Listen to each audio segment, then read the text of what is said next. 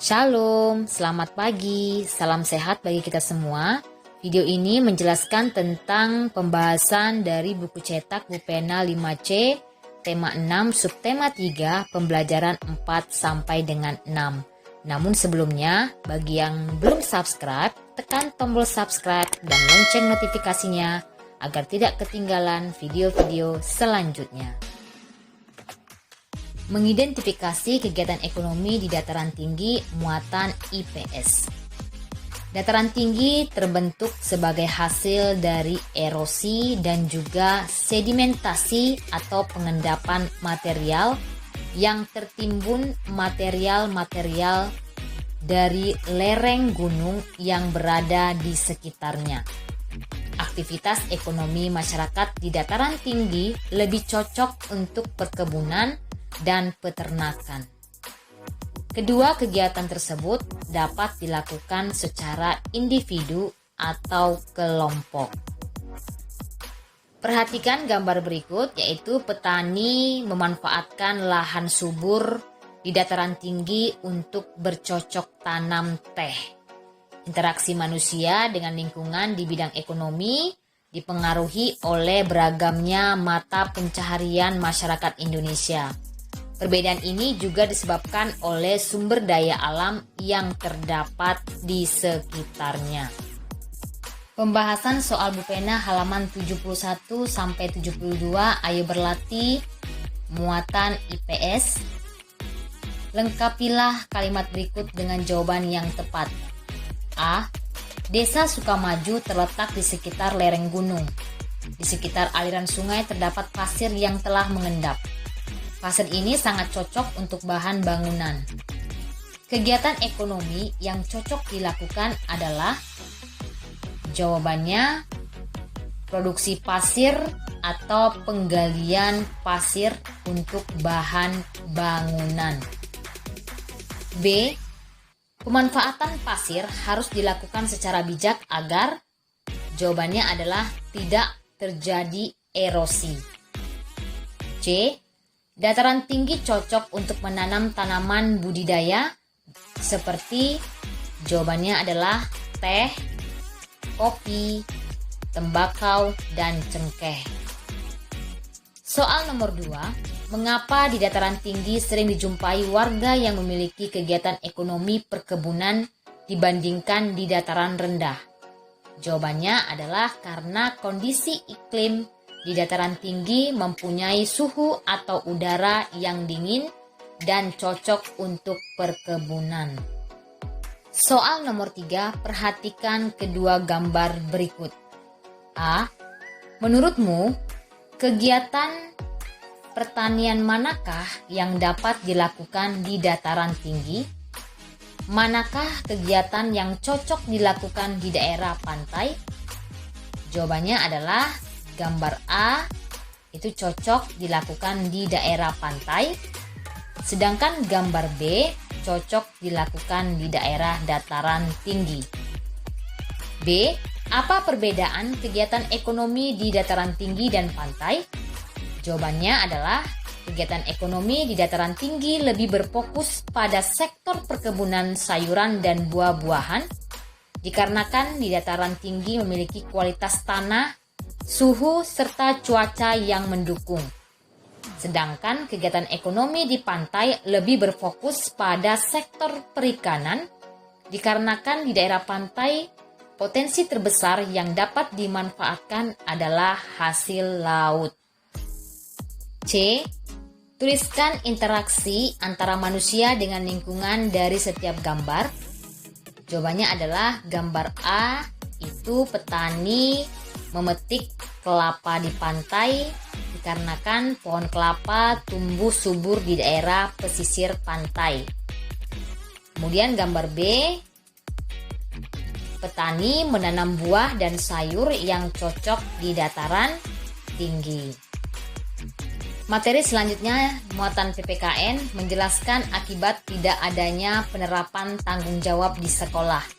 Sebagai siswa, harus bersikap bertanggung jawab seperti mengumpulkan tugas tepat waktu dan mengerjakan piket kelas sesuai dengan jadwal. Namun, jika tanggung jawab tidak diterapkan dengan baik, maka hal tersebut akan menimbulkan beberapa akibat, misalnya kelas menjadi kotor karena tidak ada kesadaran untuk membersihkan kelas, mendapatkan teguran dari guru karena tidak mengumpulkan tugas tepat waktu, dan dijauhi atau tidak dihormati oleh teman. Menjelaskan alat-alat yang digunakan untuk menghambat perpindahan kalor dalam kehidupan sehari-hari. Perhatikan benda-benda berikut. Benda A adalah setrika. Setrika fungsinya untuk merapikan pakaian. Setrika memanfaatkan prinsip perpindahan panas secara konduksi. Sumber panas berasal dari elemen yang dipanaskan, yaitu paling bagian bawah ya, bagian bawah setrika. Panas yang dihasilkan kemudian memanaskan alas setrika. Alas setrika merupakan logam yang bersifat konduksi. Agar setrika dapat digunakan, diperlukan bahan penghambat panas seperti kayu dan plastik agar kita dapat memegang setrika. Benda B adalah teflon atau bisa juga wajan ya. Nah, bagian yang digunakan untuk menghambat perpindahan kalor pada benda B itu adalah pegangan pada wajan. Jadi, caranya adalah bagian pegangan wajan itu terbuat dari bahan plastik untuk menghambat perpindahan kalor. Selanjutnya, gambar C merupakan benda solder, di mana bagian yang digunakan untuk menghambat perpindahan kalor adalah pegangan pada solder terbuat dari plastik. Nah, ini beberapa contoh alat-alat yang digunakan untuk menghambat perpindahan kalor dalam kehidupan sehari-hari. Pembahasan soal pena halaman 75 muatan IPA. Perhatikan benda-benda berikut. A. Tuliskan bagian yang menghambat perpindahan kalor dari benda-benda di atas. Gambar A itu adalah spatula. Bagian yang menghambat perpindahan kalor pada benda spatula adalah bagian pegangan spatula yang terbuat dari plastik. Kemudian gambar B adalah panci. Bagian yang menghambat perpindahan kalor pada panci adalah pada kedua pegangan panci dan tutup panci yang terbuat dari plastik. Gambar C adalah pemanggang roti. Bagian yang menghambat perpindahan kalor pada pemanggang roti adalah tepi pemanggang roti yang terbuat dari plastik. Kemudian gambar D adalah wajan. Bagian yang menghambat perpindahan kalor pada wajan adalah pegangan wajan yang terbuat dari plastik. Gambar E adalah solder. Bagian yang menghambat perpindahan kalor pada solder adalah pegangan pada solder yang terbuat dari plastik. Dan yang terakhir gambar F adalah obeng. Bagian yang menghambat perpindahan kalor pada obeng adalah pegangan obeng yang terbuat dari plastik. Soal B, apa akibatnya jika bagian penghambat kalor tidak digunakan? Jawabannya adalah kalor yang terdapat pada benda akan dihantarkan ke tangan sehingga tangan menjadi panas. Kita lanjutkan soal nomor 2, lengkapilah tabel berikut. Nomor 1, nama bendanya adalah setrika. Bagian percepat perpindahan kalor adalah elemen pemanas yang terdapat pada alasnya ya, pada alas bagian setrika. Kemudian bagian penghambat perpindahan kalor itu adalah plastik pegangan setrika. Yang kedua, solder. Bagian percepat perpindahan kalor adalah elemen pelelet timah. Bagian penghambat perpindahan kalornya adalah plastik pegangan solder. Benda yang ketiga adalah wajan teflon. Bagian percepat perpindahan kalor terdapat pada teflon. Bagian penghambat perpindahan kalornya terdapat pada pegangan wajan. Kemudian nama benda yang keempat, pemanas nasi. Bagian percepat perpindahan kalor adalah elemen pemanas nasi. Bagian penghambat perpindahan kalor adalah tutup pemanas nasi dari plastik. Yang terakhir adalah kompor listrik.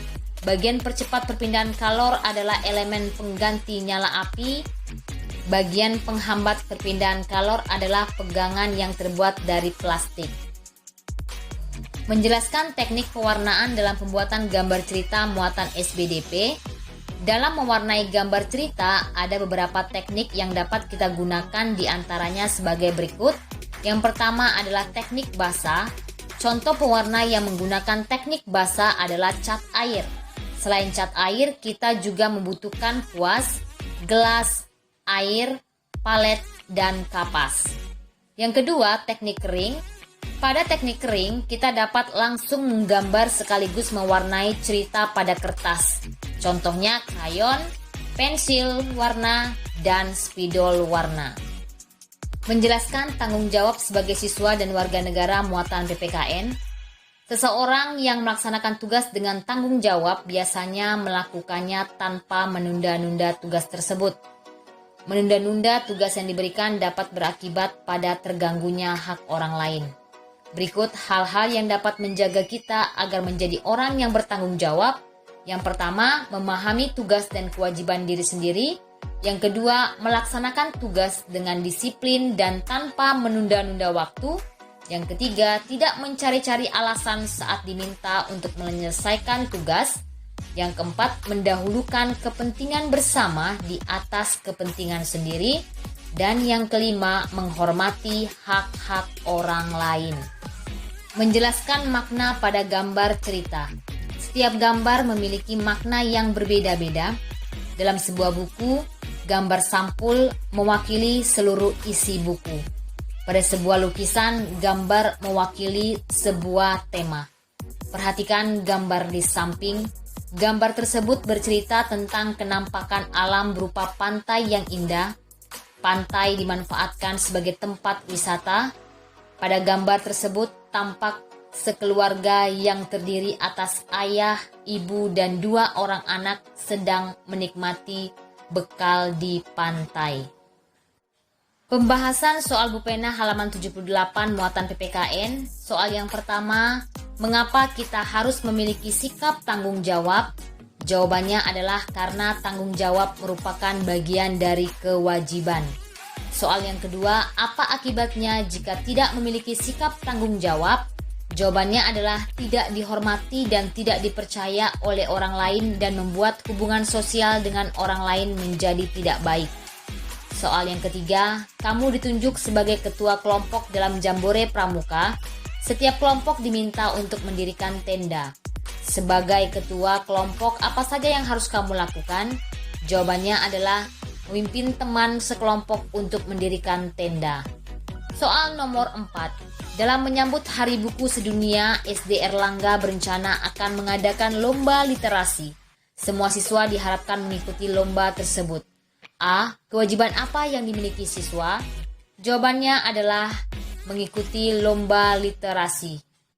B. Apa akibatnya jika siswa tidak melaksanakan kewajibannya? Jawabannya adalah tidak mendapatkan haknya, yaitu juara dalam lomba. Nomor 5, setujukah kamu jika kita dapat meminta hak terlebih dahulu sebelum melaksanakan kewajiban? Jelaskan alasanmu.